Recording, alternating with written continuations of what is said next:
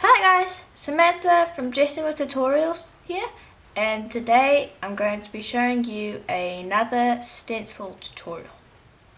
So this time I'm going to be showing you how to use a stencil with powders. So what you'll do is you'll just grab your stencil, whatever type of stencil you have, and pop it down onto your clay and press it in with your fingers. Now what I like to do is I like to just burnish the stencil into the clay with my roller, and this will prevent it from moving around on my clay and allowing the powders that I'm going to put on getting under the stencil. So it's just a safety precaution really. So I'll stop once I can feel the clay coming through the stencil, and you want to spend a little bit of time making sure that all of your stencil has been burnished into your clay. Now I explained this in my previous stencil video where I showed how to use it with paints, and I'll provide a link for that. Now these are the powders that I'm going to be using. You can use mica powders, of course. Here's some mica powders, but I'm going to use mica powders in a silkscreen video, so I decided today we are going to use pastels. Now I got these off eBay and I've used them quite a bit, as you can see, but this is basically what you get. You get a whole bunch of colours, and so it's a great thing to have in your polymer clay arsenal. So what I like to do is I like to use my fingers for this, because I feel like I have more control and the brush doesn't give as deep a colour as my finger does. Now what you can do if you're going to use the brush is you can just scrape off a little bit of the pastel into the area that you want, and grab your brush, here it is, and just work it into the area that you want.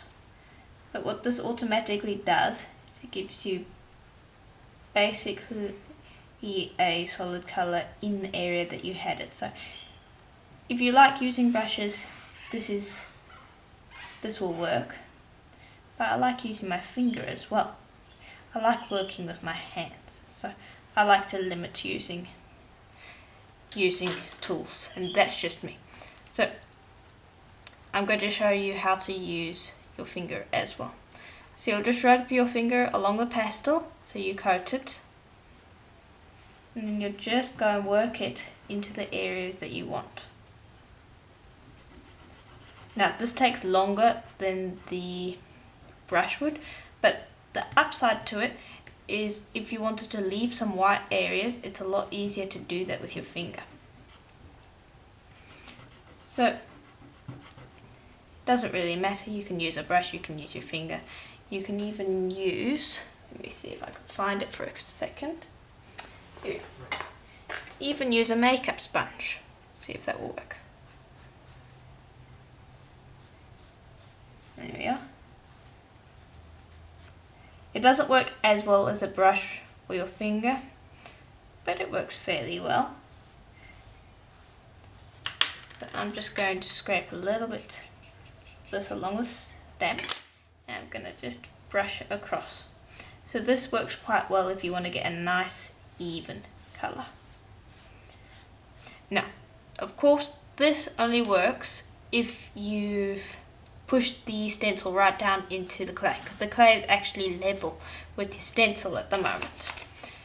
If you were to just tap the stencil down on top of your clay, you'd have to use a brush, because your finger wouldn't be able to get in deep enough, and nor would this, because this I'm basically just brushing across the surface. And what I like about the powders is you can make little blends. So you can see that I popped a different blue over there and I blended it in with the purple. You can have some great fun with this. Now if you're wondering where I got my stencils, I just got them online off eBay. I looked up cake decorating stencils and this one came up, and I think it's a really nice design. Little paisley design. Okay, so I'm just going to add a little bit more, a few more accents here and there. You can really go mad with this and play for as long as you want, but I don't want to keep you waiting, so I'm just going to do it for a little bit longer.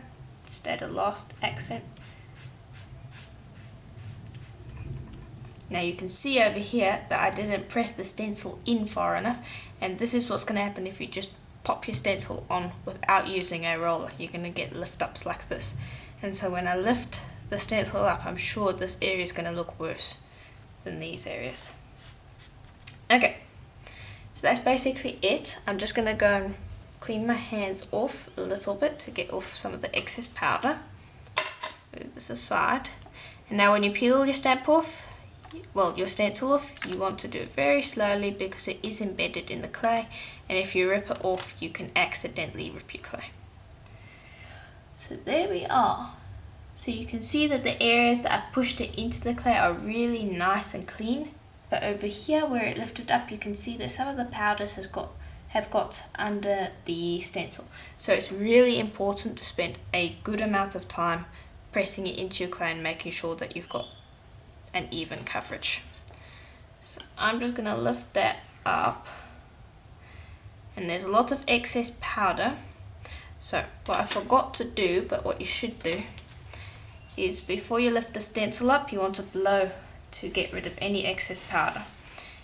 And once you've lifted the stencil up, don't blow any powder, or don't blow to get rid of any excess powder, because that powder can accidentally get onto your piece of clay and stick, and then it will ruin your pattern.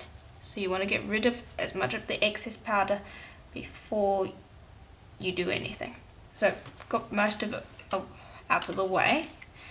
I'm just going to lift that up.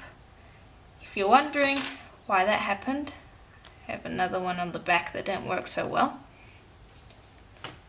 So I'll just get that out the way. Okay, so now let's say that you got an area like that. The best way to fix it is to just try and blow, but for the most part it's not going to work. You have to make sure that you press your stencil in really, really, really well. So, but you can see that the areas where it was pressed in, it looks really nice. It comes out really nicely. So, I hope that this was helpful to you, and if you liked it, please have a look at the links below, as there'll be more links to tutorials like this one, and I hope to see you in the next video. Bye for now.